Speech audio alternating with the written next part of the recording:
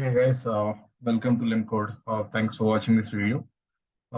So in this video we'll discuss about how to install Git repository in a new account or in your existing account.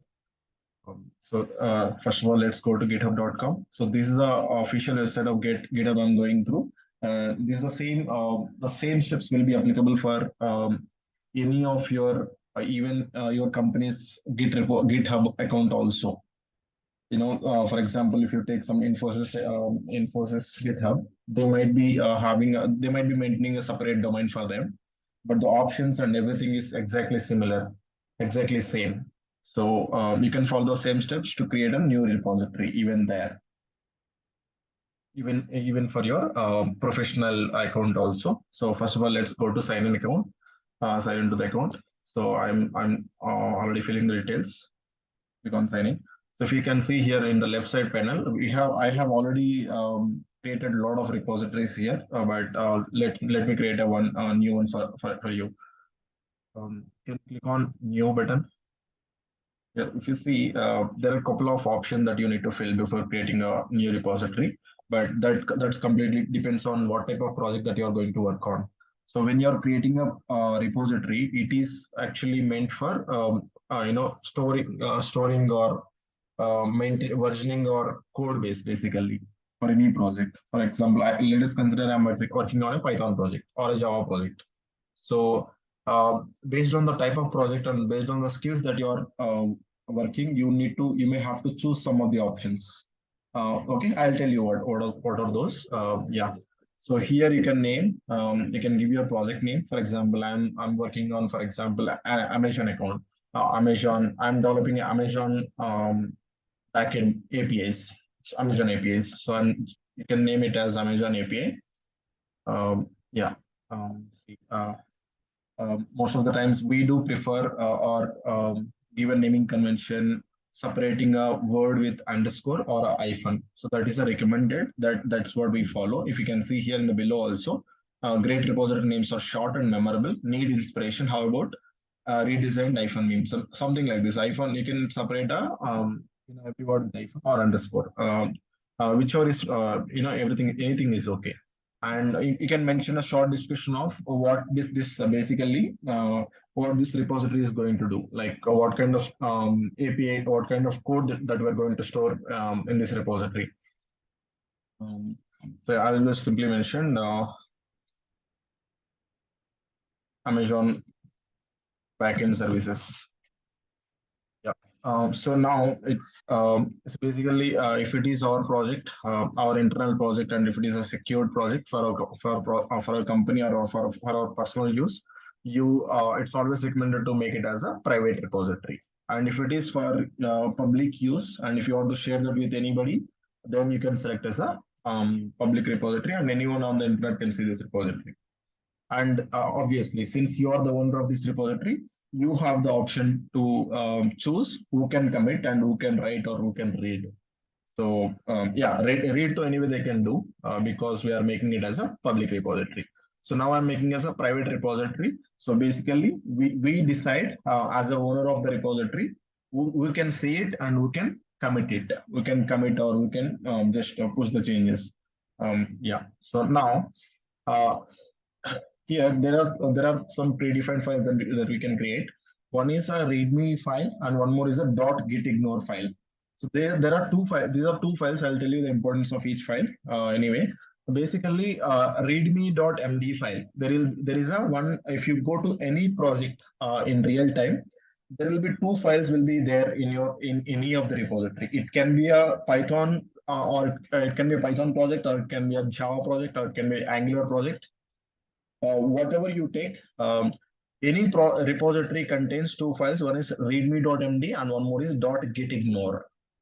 If I talk about a readme.md file, it will actually give a detailed description of what this repository will do and what this code base will do and how to set up this code base locally and how to run this code base locally and how to run this code in a multi different environments and what are the prerequisites and what type of softwares we need to install to work on this repository. So all these details we keep inside this readme.md file. So if you can see here the short description, this is where we can write a long description for your project. You can describe what this project is going to do and in a functionality way. And one more thing, you can keep a technical details also, like what skills you are using and what version that you are using and what are the plugins that are required to run this project, and how to run this locally and how to deploy this, a way to deploy this. All these details we can keep in this readme.md file. The purpose of keeping it here is, for example, if someone joins in our company newly and they want to understand and they want to so someone is joining in our team, and they want to understand how this project is working and they want to get this setup ready in their local system, right? So in that case, this README file, they will directly go and read and they can understand how to set up and what is the main intention of creating this, having this code base. Yeah, it's always highly recommended to select it. It is optional though, but it is highly recommended to select it. And then add a .gitignore file.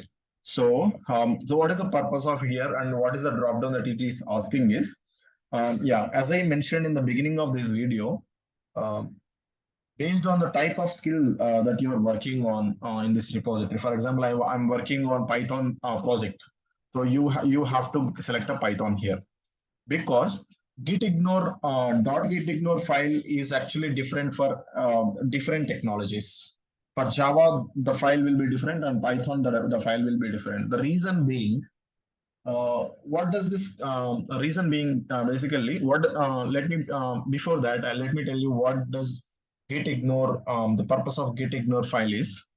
I don't want to commit some type of files. I don't want to push some type of files into the repository. For example, let me tell you, if you take a Java project, I've created a Java project. Inside my Java project, I created two Java classes like test.java and test2.java. For example, two Java project I have I've created and I have made the changes and I have tested the changes locally and I'm going to push it, right? So now, while testing and while validating locally, it might have compiled it locally and the dot class files also might have generated, right? So, but do we really, are we really interested to push dot class files also? No, right? We don't want the dot class files to be available in a repository. So that kind of files will be automatically ignored, without our intervention. That kind of files will be automatically ignored by Git if you keep them inside a .gitignore. So this when you select this .gitignore template, that dot class files will be automatic. Whatever you keep inside this gitignore file, that will be ignored actually. That will not be committed or available in a repository. I'm just selecting Java file, Java template here. Let me show you. Again, choose a license. So you can choose a license based on our purpose, based on our security or whatever the license that you want to have. But yeah, this is also optional. You don't need to select anything. The license tells others what they can and they cannot do with your code. So you can go for more details here. Then one more thing here.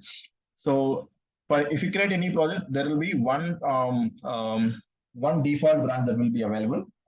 It can be master branch or it can be main branch. If you want, so here I have configured it as a main branch. And if you don't want it as a main branch, you can customize also. Go to the settings and you can customize it. Instead of main branch, you can name it as some other branch and update it. But we do prefer main and master only. By looking at the name, everybody can understand. It's a main branch or something like. Okay, let me fill the form again. Amazon underscore API, Amazon backend services, and private and Java project. Anyway, it's kind of a revision for you. Any license that you can select and create a repository. That's we are end of this process. We are done with the creating a repository. If you can see here, inside your Lemcode one and in our account, GitHub account, you can see Amazon_API. This is a repository name where you can see all your files. So basically now we don't have any details, right? Any files that we have pushed, right? You can see only three files. One is .gitignore, one more is license file, and one more is readme.md file. If you see, readme.md file contains this Amazon API and Amazon backend services. That comes automatically because this is the repository name and this is the repository description. And if you see .gitignore, this is something that we really want to see, right? If you see the very first option, star.class. Okay, what it means is anything that any file name that ends with .class, please ignore it. Don't push it to Git repository. That's what it means. Similarly, everything. Okay, similarly, any other files also.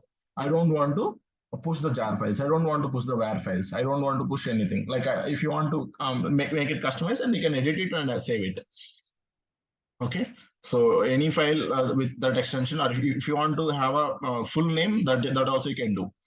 You can simply place that name somewhere here and save it and commit it here. That's it.